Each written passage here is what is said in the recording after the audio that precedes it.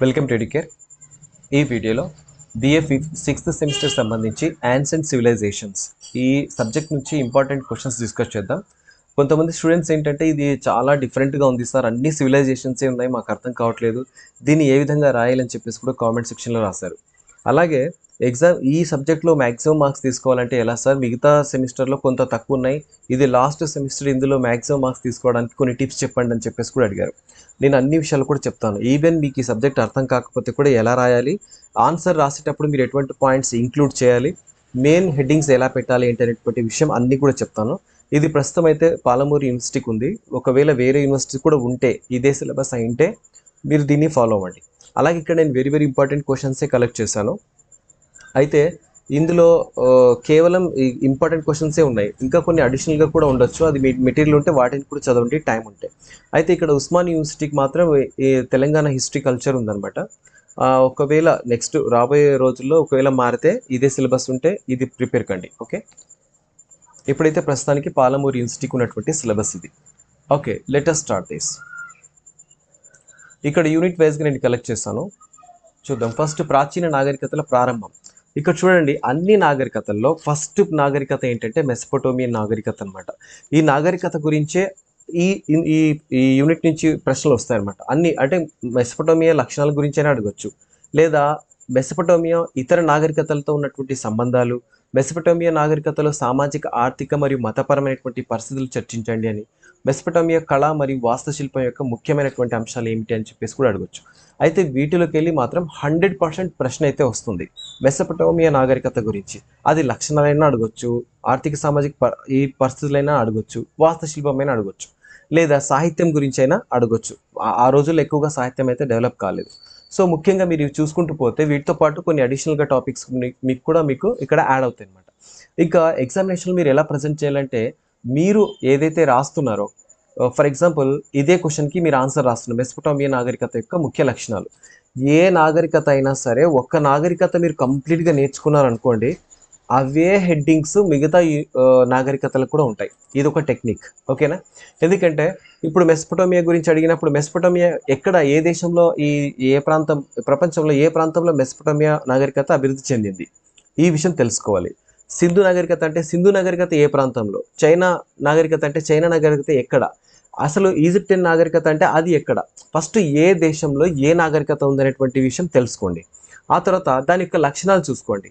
మెసపోటోమియా కావచ్చు, ఈజిప్ట్ కావచ్చు, చైనీస్ కావచ్చు, సింధు కావచ్చు, లక్షణాలు. అయితే ఆర్థిక సామాజిక పరిస్థితులు ఎలా ఉన్నాయంటే కూడా చూడండి. ఇక వాస్తుశిల్పాలు అంశాలు కూడా చూసుకోండి. చూసుకుంటే ఏంటంటే ఒక ఇప్పుడు నేను చెప్పినటువంటి హెడ్డింగ్స్ ఏవైతే ఉన్నాయో ఇవన్నీ చూసుకుంటే అన్ని నాగరికతల్లో మీకు ఎటువంటి ప్రశ్న వచ్చినా కూడా ఆ హెడ్డింగ్ పెట్టేసి ఆ విషయాలు రాయండి. బట్ రాసేటప్పుడు మాత్రం నాగరికత పేరును మెన్షన్ చేస్తూ రాయండి.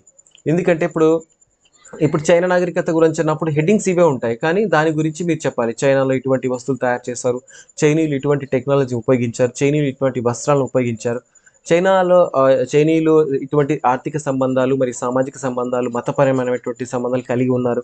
ఈ విధంగా చెప్పుకుంటూ వెళ్ళాలన్నమాట. అదే ప్లేస్లో మెసపోటోమియా అంటే మెసపోటోమియా, ఈజిప్ట్ ఉంటే ఈజిప్ట్. మీకు తెలిసిందే ఈజిప్ట్లో ఇంకా ప్రత్యేకమైనటువంటి నాగరికత ఉంది. ఈ నాగరికతను ఒకదానికి పూర్తిగా ఇలాగే అని పోల్చలేం, కానీ జస్ట్ హెడ్డింగ్స్ అయితే అలా ఉంటాయి. బట్ మీరు ఒక ఇమాజినేషన్ చేసుకొని కూడా దీంట్లో మీరు ఆన్సర్ చేయొచ్చు అనమాట.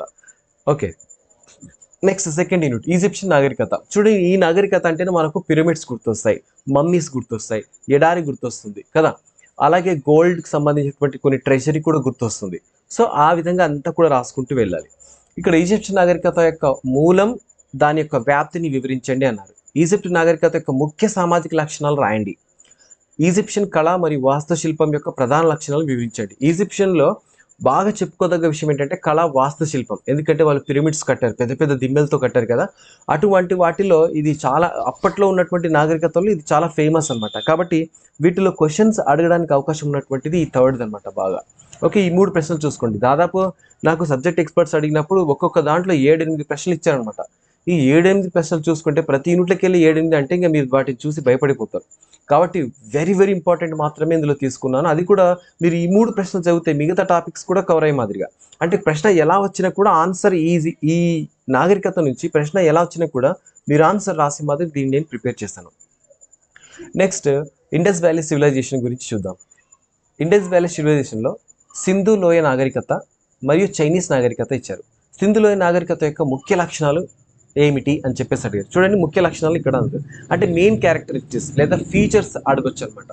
సింధు నాగరికత క్షీణతకు గల కారణాలు చర్చించండి. అంటే దాని డౌన్ఫాల్ ఏంటి, ఎలా జరిగింది, డిక్లైన్ అని చెప్పేసి.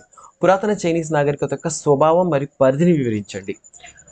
ప్రాచీన చైనా రాజకీయ నిర్మాణాన్ని వివరించండి. పురాతన చైనీస్ నాగరికత యొక్క మత విశ్వాసాలు, తత్వశాస్త్రం మరియు సంస్కృతిని చర్చించండి. ఇలా ఈ 5 ప్రశ్నలు ఇందులోకి వచ్చాయి. ఇందులోనే దాదాపు ఒక 12 ప్రశ్నలు ఇచ్చారనమాట. నేను వెరీ ఇంపార్టెంట్ మాత్రం దాంట్లోకి వెళ్ళి ఎలిమినేట్ చేసేసి తీసుకొని మీకు పెట్టాను. ఇందులో ఇవన్నీ చదవండి చాలు, మ్యాక్సిమం వచ్చేటువంటి క్వశ్చన్స్కి మీరు ఆన్సర్ చేయగలుగుతారు. ఓకే, నెక్స్ట్ యూనిట్ చూద్దాం. గ్రీకు అండ్ రోమన్ సివిలైజేషన్స్లో. ఇక్కడ ఇంగ్లీష్ మీకు ఉంది, నేను తెలుగు ట్రాన్స్లేషన్ ఇక్కడ చూపిస్తాను, ఎందుకంటే మన వాళ్ళు ఎక్కువ తెలుగు వాళ్ళే ఉన్నారు కదా. ప్రాచీన గ్రీస్లో రాజకీయాలు మరియు సమాజం యొక్క స్వభావాన్ని వివరించండి. గ్రీకు చరిత్ర చదివితే కొంత డిఫరెంట్ ఉంటుందన్నమాట. ఈ గ్రీకులో ఏంటంటే సైన్స్ అండ్ టెక్నాలజీ బాగా డెవలప్ ఉంటుంది. అలాగే వాస్తుశిల్పం కూడా బాగా డెవలప్ అయి ఉంటుంది. ఇక్కడ ఉన్నటువంటి కొన్ని ఆచారాలు కూడా డిఫరెంట్గా ఉంటాయి అనమాట. ముఖ్యంగా చూసుకుంటే మనం గ్రీకు రోమన్ చరిత్రలు చూసుకుంటే ఇక్కడ సైంటిఫిక్గా ఉంటుందన్నమాట. ప్రతి దాంట్లో పరిశోధన చేసి ఉంటారు, ప్రతి సబ్జెక్టు డెవలప్ చేసి ఉంటారు వీళ్ళే అనమాట. సో ఇలాంటి విషయాల మీద మనం బాగా ఫోకస్ చేయాలి ఇక్కడ ఆన్సర్ రాసేటప్పుడు. ఇప్పుడున్నటువంటి బాటనీ కావచ్చు, ఫిజిక్స్, కెమిస్ట్రీ, జువాలజీ ఇవన్నీ ఉన్నాయి కదా, ఎకనామిక్స్, పాలిటీ, ఇవన్నీ హిస్టరీ, ఇవన్నీ కూడా వీళ్ళు గ్రీకులు రోమన్సే బాగా డెవలప్ చేస్తారనమాట. వీటిలో ఒక సిస్టమేటిక్ స్టడీ చేసినటువంటి వాళ్ళు గ్రీక్స్ అనమాట. గ్రీకు నాగరికత యొక్క ప్రత్యేక లక్షణాలు చూడండి. ఇక్కడ క్వశ్చన్ వచ్చేపాటి ముఖ్య లక్షణాలు అనేది ప్రత్యేక లక్షణాలు అని చెప్పేసి అడిగారు. అలా ప్రాచీన గ్రీస్ యొక్క తాత్విక మరియు విద్యాపరమైనటువంటి సహకారాన్ని వివరించండి. వీళ్ళు ఫిలాసఫికల్గా అలాగే విద్యాపరమైనటువంటి ఎడ్యుకేషనల్ కోఆపరేషన్ కూడా చేశారు, కాంట్రిబ్యూషన్ కూడా చేశారు ఈ ప్రపంచానికి. అది కూడా మనం రాయాలి. రోమన్ సామ్రాజ్యం యొక్క మూలం, దాని వ్యాప్తిని వివరించండి. రోమన్ నాగరికత యొక్క మతపరమైన వ్యవస్థ మరియు సాంస్కృతిక సహకారాన్ని చర్చించండి. రోమన్ నాగరికత క్షీణతకు దారితీసిన అంశాలు చర్చించండి లేదా వివరించండి. ఇవి ప్రశ్నలు అన్నమాట. మ్యాక్సిమం మీకు వీటిలోకెళ్ళి వస్తాయి. మీరు జస్ట్ ఇవే చదవండి, రిపీటెడ్గా చదవండి, ఇక తప్పకుండా మీరు పాస్ అవుతారు. ఇంకా కొన్ని విషయాలు ఏంటంటే, మీరు ఆన్సర్ రాసేటప్పుడు మ్యాక్సిమం ఒక 2 పేజెస్ ఉండే మాదిరి చూసుకోండి. అంటే ఒక పేజ్ అటు ఇటు ప్లస్ ఇంకొక పేజీ ఇలా రాస్తే ఏమవుతుందంటే మ్యాక్సిమం లాంగ్ క్వశ్చన్స్కి మీరు ఎక్కువ ఆన్సర్ మార్క్స్ గెయిన్ చేయడానికి అవకాశం ఉంటుంది. కొంతమంది స్టూడెంట్స్ ఏంటంటే ఒక పేజ్ అవతలితలు రాసేస్తారు, అది లాంగ్ క్వశ్చన్ అనుకుంటారు.